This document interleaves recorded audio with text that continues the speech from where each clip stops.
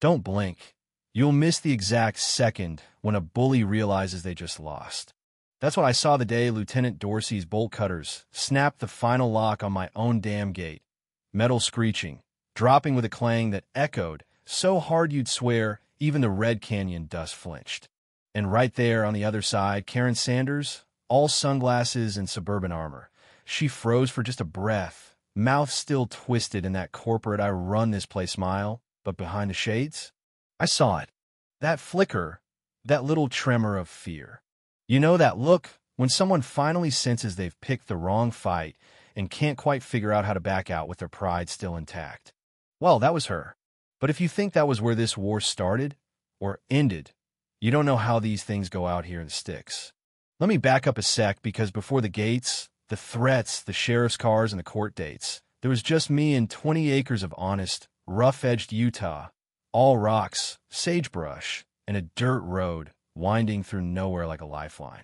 7 years back, I bought the place to get away from exactly the kind of HOA nonsense that was about to storm in. I rebuilt the house with my own hands, hammered the fence posts in by sweat and daylight, marked out every line and corner just the way my deed said. Even a road, all 4,000 feet of it, twisting through the brush up to my porch. It was mine. No shared access, no secret easement, just the way it should be.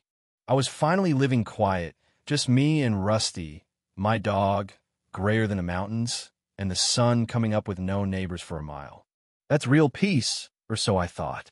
Then came the HOA, Cedar Summit Ranch, to be exact, and with it, their brand new president, Karen Sanders. You've heard the type.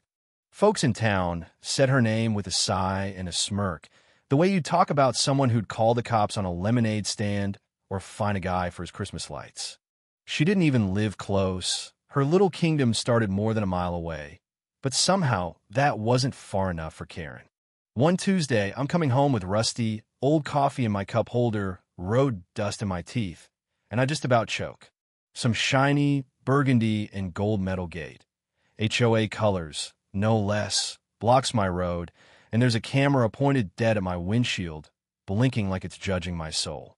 Big sign reads, Private Access, Cedar Summit Residents Only. Entry must be authorized by HOA security. I sit there, engine ticking, just watching that thing glint in the morning sun, trying to make sense of it. I check the cement, still wet. Fresh tire tracks, a new welded plate with their logo. They'd done this overnight, like thieves with clipboards. For a minute, all I wanted was to cut the whole thing down myself, but I kept my head and called the county office. Got Teresa, the one person in government who doesn't get paid enough to lie to you. She pulls up the map, double checks. Nope, mister. K-Field, that's your road. HOA's got no claim. Simple as that. So next morning, after half a pot of coffee, I drive down to Cedar Summit's beige little clubhouse. Smells like disinfectant and disappointment. I ask for the president, and there she is, Karen in the flesh. Aviator sunglasses, clipboard like a weapon, wearing that smile like she's chairing the board at Microsoft instead of running a fancy trailer park. Yes, can I help you? She says, already annoyed. Yeah. I say, you can take down the gate you put on my private road. She tilts her head, voice syrupy and sharp. Oh, that road. Well, we discussed it. It's in our buffer zone now. We're responsible for safety and traffic. You'll need a permit to use it. I almost laugh in her face. Lady, I own that road. She just shrugs. Then I suggest you contact legal counsel. Have a pleasant day. Click, click, click. She disappears, heels clapping on tile. And it hits me. I'm not up against a neighbor. I'm fighting the HOA machine. That afternoon, I call Lieutenant Mark Dorsey, the local cop with enough sense to spot a scam in the making. He listens, sighs, and tells me not to touch the gate. I'll be there in 15. 16 minutes later, there's a sheriff's cruiser in my drive, dust still settling. Dorsey sizes it up and mutters, "You've got to be kidding." Right then, white SUV rolls up, HOA badge on the door, Karen behind the wheel, waving like she's running for mayor. "Officers, can I help you?" She chirps, but her eyes are tight, watching everything. Dorsey doesn't even blink. "You want to explain why there's a gate on private property?" "That's our protective zone," she says. "We're monitoring for security. We have concerns about unauthorized traffic. You don't own this road, Dorsey cuts in. But we have community safety obligations, she starts, but he's heard enough. Wheeler, get the cutters. Karen's voice goes sharp. That gate is HOA property. I step in. No, ma'am, that's trespassing equipment sitting on my land. Dorsey grins and snaps the lock. Gate sags, Karen's SUV tires spin in gravel, and for a minute, it's just silent. She curses, slams her door, storms off into the woods. You ever see a suburban queen stomp through mud and heels? It's a sight. Thought it was over. Not with Karen. Next morning, every Cedar Summit resident gets an email, security incident update. There's a blurry screenshot of me at the gate, calling me an unidentified male operating heavy machinery in an unauthorized zone, accusing me of, get this, vehicular intimidation. Yeah, that happened. I nearly spit out my coffee laughing. 2 days later, a thick manila envelope lands in my mailbox. Looks official, fake state seal and all. $6,400 fine for unauthorized interference with county infrastructure. Department name sounds like something made up by a kindergartner with a badge. I walk it over to the county office. Teresa just rolls her eyes, says, "This is a felony, not a fine," and calls the sheriff. Turns out, the return address traces back to a P.O. box Karen rented herself. Suddenly, there's a real investigation brewing, but Karen isn't done. A week later, 2:47 a.m., my security cameras light up, headlights, tools for people out there installing a new gate. This one's Bluetooth controlled. Fancy. What they didn't know. I recognized the brand, hacked it from my laptop in 5 minutes, and set it to open, close till the motor jammed. The whole thing looked like a possessed drawbridge.